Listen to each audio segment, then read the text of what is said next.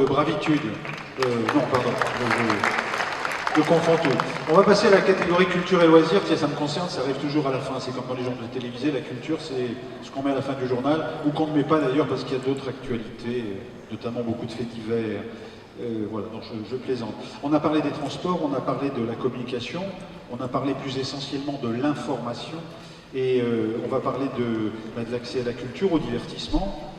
Pas seulement les loisirs, pas seulement le sport, mais la culture, la musique, l'opéra, les livres, pourquoi pas. Christelle, encore une fois, deux membres du jury vont remettre ce prix. Oui, alors c'est Claude Dumas, et puis c'est la scène. Et alors, là, il ne faut pas que je fasse de bêtises, moi, tu comprends? Donc on va d'abord lancer la vidéo. C'est ça, hein? Oui, excellent, excellent, excellent. Ou on annonce le lauréat d'abord? On annonce le lauréat, c'est de ma faute. Allez, on annonce décidément, là c'est...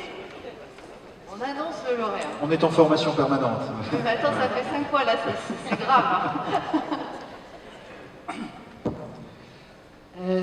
J'annonce pour le lauréat la députée de la Meuse, l'association Connaissance de la Meuse, des résidents de la DAP, engagés dans un grand spectacle son et lumière. Regardez.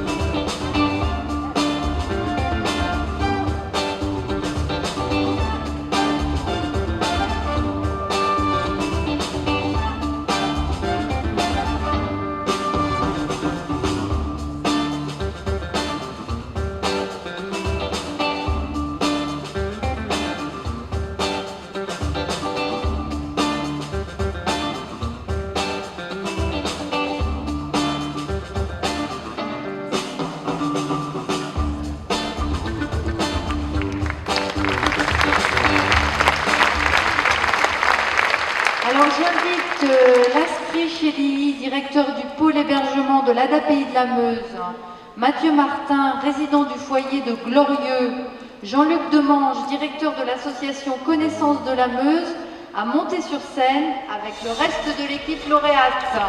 Venez nous rejoindre.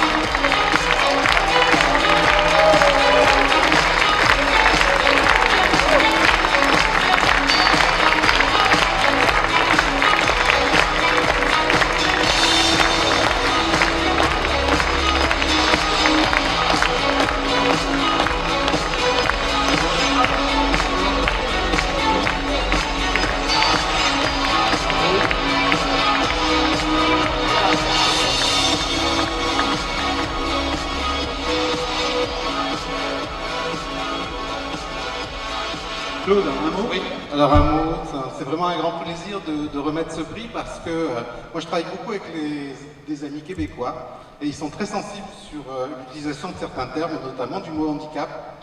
Et c'est un tic maintenant que j'ai pris avec eux de bien rappeler que le handicap c'est pas un attribut de la personne, mais c'est bien la conséquence d'une interaction négative entre une personne et une société qui est plutôt plus ou moins bien organisée.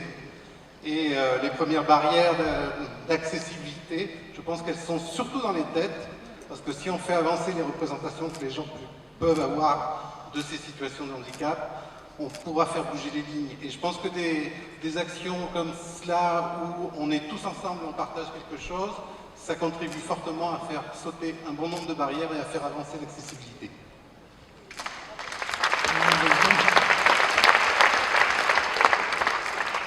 Le plus grand a été dit par M. Dumas. Mes félicitations.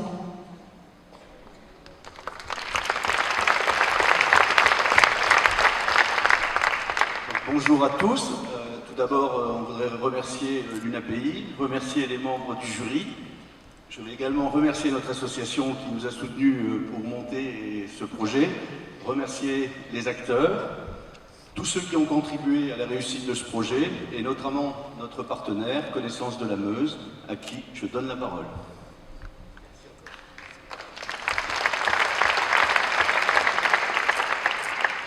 Ce que vous avez vu par quelques diapos tout de suite vous donne une petite idée d'un son-lumière important. Quelques chiffres, c'est 1000 projecteurs, 2 hectares de scène, 40 km de câbles, 900 costumes que nous organisons depuis 20 ans pour évoquer la Grande Guerre. Et l'arrivée des résidents que nous avons souhaité pouvait très légitimement poser question à plusieurs des membres de notre association. Environ 600 bénévoles, rien que pour ce spectacle. En fait, ils ont été accueillis à bras ouverts et se sont tout de suite intégrés. Parce que nous avons un système très simple, qui ne leur est pas spécifique, pour tout nouveau bénévole. C'est le système du binôme, un ancien bénévole pour un nouveau bénévole. Et avec l'aide de nos régisseurs, dont un est d'ailleurs dans la salle, nous avons pu tout de suite les mettre dans le bain. Imaginez 45 scènes en 1h20, avec des enchaînements extrêmement rapides. C'était, pour eux comme pour tous les bénévoles, un pari audacieux, parfaitement réussi. Alors nous sommes particulièrement redevables à tous ces résidents parce qu'ils nous apportent des gens sur scène. Il faut 250 personnes en costume à chaque représentation. Et ils sont nombreux dans le spectacle, ils sont très significatifs parmi tous les autres.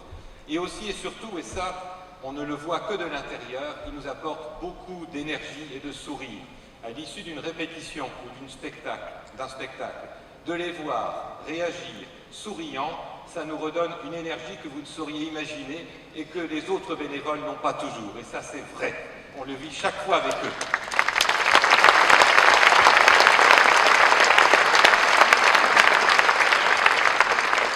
Alors, nous souhaitons ardemment que ce partenariat continue parce qu'il y a une parfaite entente entre tous les bénévoles. Ils sont bénévoles parmi les bénévoles, parmi tous.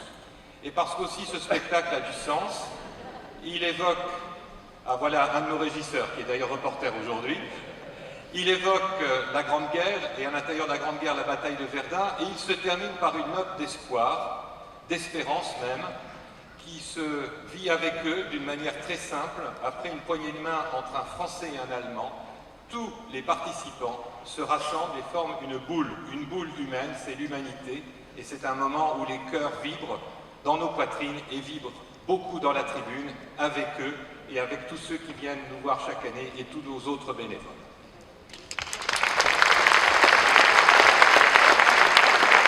Alors, Mathieu est l'un de ces résidents. Eh bien, il a un rôle, il est tout seul sur scène à un moment donné, se déplaçant, et il est vendeur de journal. Vous imaginez devant une tribune de 2500 personnes, il fait ça admirablement. Je voulais dire merci à M. Chili et à M. Demande. Bonjour à tous, je m'appelle Mathieu Martin et je fais le porte-parole du groupe. Personnellement, je fais partie du spectacle des Flammes à Lumière depuis 3 ans, mais certains de mes collègues, ça fait depuis 4 ans. Ce spectacle parle de la guerre de 14-18, de la bataille de Verdun.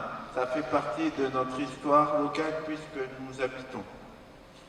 D'après la juin, nous répétons et de juin et juillet. Ce sont les spectacles. Nous sommes heureux et fiers de faire partie de la grande famille des bénévoles de Connaissance de la Meuse. Ça nous a fait partager beaucoup de choses, rencontrer d'autres personnes, créer des liens. Nous sommes ravis d'avoir gagné et nous devons remercions. Et je voulais dire quelque chose aussi. Je voulais dire aux personnes de Longwy d'avoir être aussi, ça fait depuis bientôt 1 an, il faut les applaudir aussi parce qu'ils font le travail. Alors je vous remercie beaucoup et que les Flammes à Lumière durent encore un peu plus longtemps et moi je vous remercie et merci à tous. Merci. Bravo. Je vais demander à tous les lauréats de cet après-midi et de cette victoire de l'accessibilité de bien vouloir venir nous rejoindre sur scène pour la photo finale. Merci. J'en profite pour remercier les membres du jury qui m'ont accompagné lors des délibérations. Et par rapport à ce qui a été dit cet après-midi, à ce qui vient d'être dit, je me répète, mais quel putain d'énergie. Ceci faisant écho à une phrase que je répète sans cesse, que je ressasse, mais je trouve qu'elle aide à bien organiser sa vie. Arthur Schopenhauer, pré-existentialiste, détestait les femmes, pardon mesdames, mais adorait les caniches. Et il avait cette formule qui s'applique exactement à ce que vous avez évoqué durant ces 3 jours, à ce que nous avons évoqué cet après-midi. Cette phrase, c'est la suivante: vous n'avez aucune chance, mais saisissez-la. Merci à tous.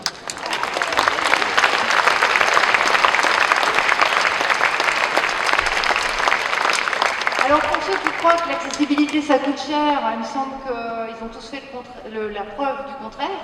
Donc on ne peut plus se réfugier derrière le coût de l'accessibilité pour la mettre en œuvre. Ça au moins on en a une preuve par l'exemple. Et avec tous ces militants, puisque c'est vous les ambassadeurs de l'accessibilité, avec ce que vous avez fait, avec vos actions, je tiens à clôturer le 55e. Je suis triste parce que après, voilà, je ne vais pas vous revoir pendant 1 an tous ensemble en tout cas. Donc je tiens à clôturer le 55e congrès de l'UNAPI. Merci à la région Midi-Pyrénées de nous avoir accueillis avec, pas simplement la chaleur du temps, ça je m'en fiche, mais alors une chaleur humaine extraordinaire. Et attention, à Colmar, l'année prochaine. Ah, faut les appeler? J'ai demandé ce qu'il fallait que je fasse. Et voilà. Ah, je te jure. Ah, voilà. Alors, j'appelle André? Il n'est pas trop timide? Ah, ben voilà. Ben, merci. Alors, bon, André, t'es où? J'appelle André Val, le président de la région Alsace. Et j'appelle le président de Colmar. Il est où? Il est où? Monsieur Keller, il est où? Ah, il est peut-être reparti. Ça commence bien Colmar, moi je trouve.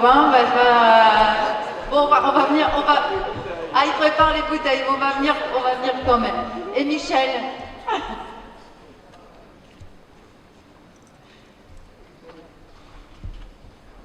Ah oui, il y a un exercice de passage. Voilà.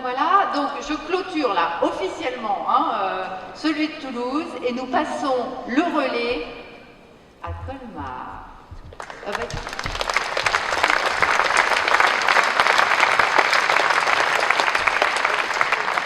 Merci à tous d'avoir été aussi nombreux pendant ce congrès. Alors ces petits bonhommes, ils nous ont été donnés par nos amis de Nantes l'année dernière, et donc c'est un peu notre flamme, notre flamme olympique de l'UNAPI. Et nous allons donc transmettre cette flamme à André. On lui a bien mis la pression pendant 3 jours. On a tout fait pour le chambrer au maximum. J'ai un peu peur malgré tout qu'il ne se venge dans 1 an à Colmar. En tout cas, bon courage André pour l'organisation de ce congrès. Et nous serons à vos côtés pour vous éviter quelques petites choses trappes qui peuvent de temps en temps se produire. Merci. Ok, merci beaucoup. Alors, tous nos remerciements, tout ce que vous avez fait, nos félicitations, et puis bien sûr, on prendra en compte tous les conseils que vous pourrez nous donner. Donc, et merci encore à la présidente pour ce beau congrès. C'est grâce à vous tout ça. Maintenant, on a de la force pour 1 an, alors on passe la route et à Colmar. Au revoir.